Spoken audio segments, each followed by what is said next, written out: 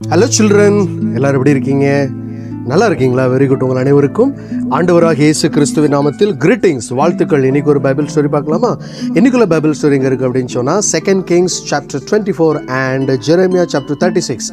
2 ராஜாக்கள் 24ஆம் அதிகாரம், எரேமியா 36ஆம் அதிகாரம். இப்போ இந்த பாருக் வாசித்த அந்த ஸ்க்ரோல், அதில் உள்ள அந்த செய்திகள் எல்லாம் யாருக்கு தெரிய வருது? இந்த ஜெஹோயாக்கிம் ராஜாவுக்கு தெரிய வருது. உடனே அவர் என்ன சொல்றாரு? உடனே ஆர்டர் போடுறாரு, இம்மீடியட்டாக அந்த ஸ்க்ரோலை என்கிட்ட கொண்டு வாங்க அப்படின்னு சொல்லி அவர் ஆர்டர் போடுறாரு. உடனே அந்த ஸ்க்ரோலை கொண்டு வராங்க. கொண்டு வந்ததும் அதை யார் வாசிக்கிறா? யஹூதி ஆர் ஜெஹூதி அப்படிங்கிறவர் என்ன பண்ணுறாரு? அந்த இடத்துல வாசிக்கிறாரு. அப்போ அவர் எப்படி வாசிக்கிறாரு? ஃபர்ஸ்ட் ஒரு 3 பேசேஜ் ஒரு 4 பேசேஜ் அவர் வாசித்ததும் ராஜா அந்த கிங் ஜெஹோயாக்கிம் என்ன பண்ணுறாரு அப்படின்னு சொன்னால், அதை இம்மீடியட்டாக கையில் ஒரு கத்தி வச்சு அப்படியே என்ன பண்ணுறாரு? கிழிக்கிறாரு. அது மாத்திரம் கிடையாது, அவர் என்ன பண்ணுறாரு? அந்த ஸ்க்ரோலை அப்படியே பக்கத்தில் இருக்கிற அந்த ஃபயரில் போட்டு ஃபுல்லாக அழிக்க போகிறாரு. ஆனால் அந்த இடத்துல எல்நாத்தான், தெலாயா, கெமாரியா எல்லாரும் அவங்க கேட்குறாங்க, நீங்கள் இதை பண்ணாதீங்க, இப்படி அழிக்காதீங்க, இதை எரிக்காதீங்க அப்படின்னு சொல்லி அவங்க எல்லாரும் இந்த கிங் கிட்ட கேட்குறாங்க. They pleaded to the king to don't burn this scroll. ஆனால் அந்த கிங் என்ன பண்ணல? கேட்கல. ஸோ கேட்காம என்ன பண்ணிட்டாரு? அந்த ஸ்க்ரோலை எரிச்சிட்டாரு. அது மாத்திரம் கிடையாது, அவர் ஒரு ஆர்டர் போடுறாரு, இம்மீடியட்டாக நீங்கள் என்ன பண்ணுங்க, இந்த ஜெரமியா அண்ட் பாருக்கை நீங்கள் என்ன பண்ணுங்க, பிடிச்சி அரெஸ்ட் பண்ணுங்க அப்படின்னு சொல்லி அவர் ஆர்டர் போடுறாரு. பட் இப்படிப்பட்ட டைமில் தான் ஆண்டவர் என்ன பண்ணுறாங்க? இந்த ஜெரமியா அண்ட் பாருக்கை ஆண்டவர் மறைத்து பாதுகாத்தார். ரொம்ப முக்கியம். இவங்க 2 பேரும் ஆண்டவருக்கு பிரியமான காரியங்களை செய்கிறாங்க. அப்போ ஆண்டவர் என்ன பண்ணுறாரு? அவங்க 2 பேரையும் பாதுகாக்கிறாரு. ஸோ அதுக்கப்புறம் என்ன நடக்கு அப்படின்னு சொன்னால், இந்த நேபுகாத்நேச்சார் என்ன பண்ணுறாரு? இந்த பிலிஸ்டைனில் உள்ள சிட்டி எல்லாத்தையும் கேப்சர் பண்ணுறாரு. அதுக்கப்புறம் டுவர்ட்ஸ் ஜெருசலேம் நோக்கி போயிட்டு இருக்கிறாரு. ஸோ இப்படிப்பட்ட நேரத்தில் Jehoiakim decided to surrender to king Nebuchadnezzar. இப்போ இந்த ஜெஹோயாக்கிம் என்ன பண்ணுறாரு அப்படின்னு சொன்னால், நான் என்ன பண்ணுவேன், இந்த நேபுகாத்நேச்சரோடு கூட இருப்பேன் அப்படின்னு சொல்லி நேபுகாத்நேச்சர்கிட்ட இவர் என்ன ஆகிறாரு? சரண்டர் ஆகுறாரு. ஸோ அதுக்காக அவர் என்னெல்லாம் பண்ணுறாரு அப்படின்னு சொல்லி நம்ம பார்த்தோன்னு சொன்னால், அவருடைய ட்ரெஷரியில் இருந்து நிறைய பொருட்கள் எல்லாத்தையும் கொடுக்குறாரு. ட்ரெஷரி மட்டும் கிடையாது, அவர் என்ன பண்ணுறாரு? ஒரு சில ராயல் ஃபேமிலிஸ் அண்ட் நோபிலிட்டி அவங்கள என்ன பண்ணுறாங்க? ஒரு பணைய கைதியாக அல்லது ஹாஸ்டேஜஸாக அவர் என்ன பண்ணுறாரு? ஒப்பு கொடுக்கிறார். சரியா? ஸோ இப்படியாக இந்த ஜெஹோயாக்கிம் continued to reign for another 3 years as a vassal king to the Babylonians.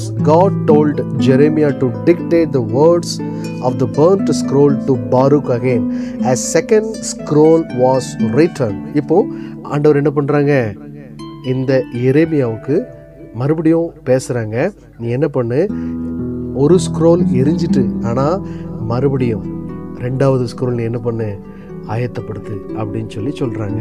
So அந்த செகண்ட் ஸ்க்ரோல், அதுதான் இன்னைக்கு பைபிள் ஸ்காலர்ஸ்லாம் என்ன சொல்றாங்க அப்படின்னு சொன்னா, which is in our Bible today in the book of Jeremiah. எரேமியாவின் புத்தகம் தான் 2வது சுருள் அப்படின்னு சொல்லி எல்லாரும் சொல்றாங்க, பைபிள் ஸ்காலர்ஸ் சொல்றாங்க. சரியா? ஸோ இதுக்கப்புறம் நம்ம பார்த்தோம்னு சொன்னா, Babylonian tried to invade Egypt and were beaten back against all the warnings of Jeremiah.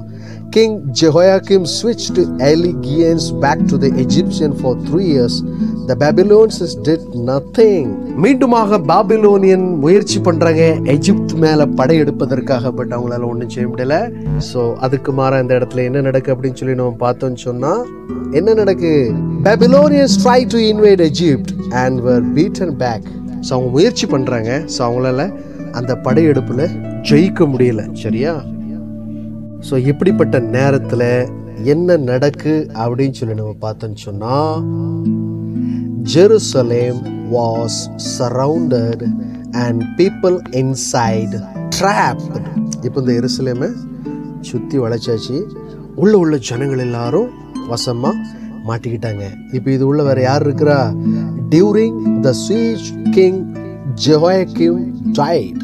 So இப்படிப்பட்ட நேரத்தில் இந்த யோயாக்கிம் ஆர் ஜெஹோயாக்கிம் என்னாரு? இறந்து போறாரு. ஸோ அந்த டவுன் உள்ள இருக்கிறவங்க, the people inside the city threw the king's dead body over the city wall. The wall அப்படின்னா மேலே இருந்து அவங்க என்ன பண்ணுறாங்க, இந்த டெட் பாடியை அப்படியே தூக்கி கீழே எறிகிறாங்க. இப்போது என்ன நடக்கு?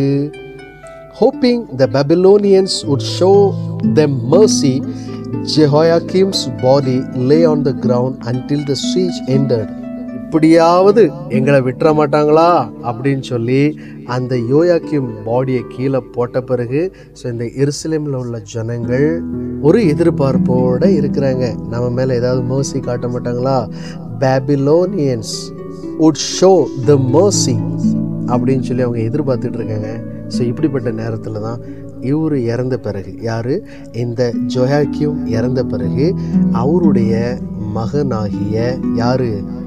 Jehoiakim was crowned king, but once the city fell, the Babylonians deposed him and took him prisoner.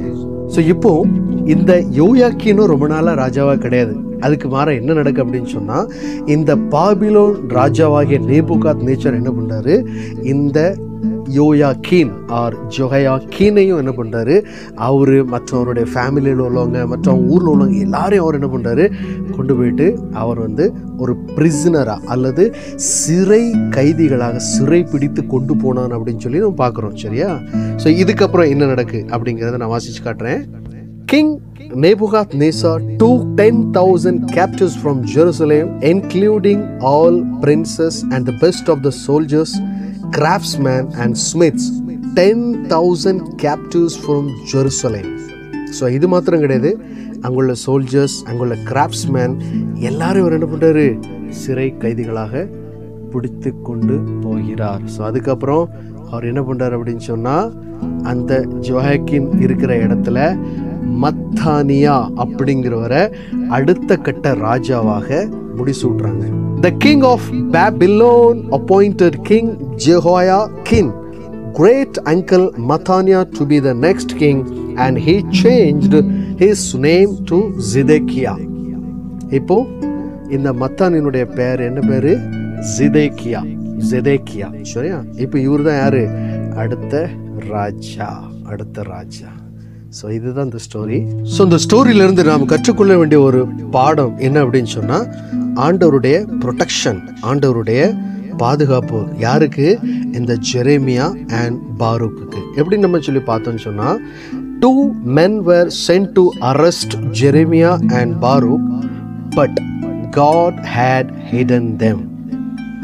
இந்த ஜெஹோயாக்கிம் இவங்க 2 பேரும் அரெஸ்ட் பண்ணுறதுக்கு ஆர்டர் பண்ணுறாரு.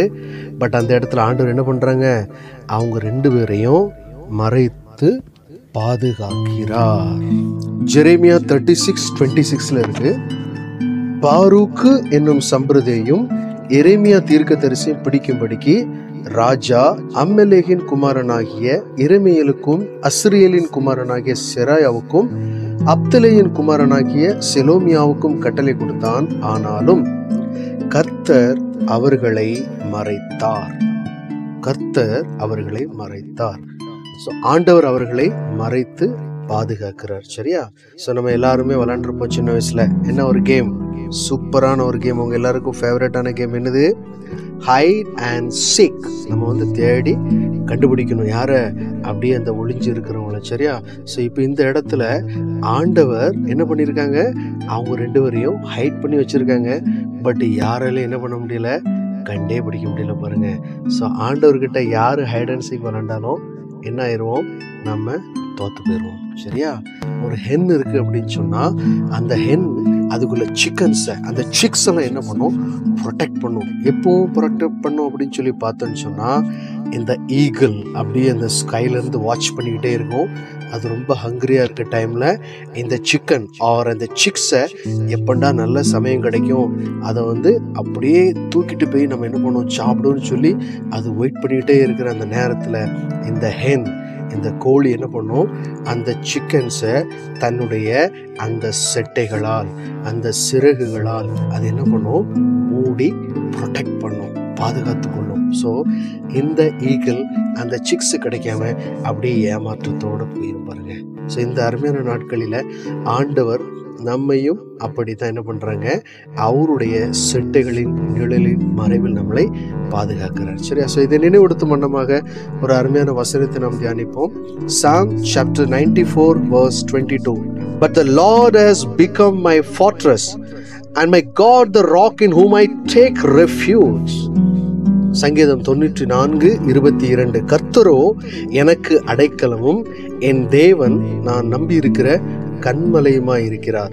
கர்த்தரோ எனக்கு அடைக்கலம். ஸோ ஆண்டவர் தான் நமக்கு யாரு?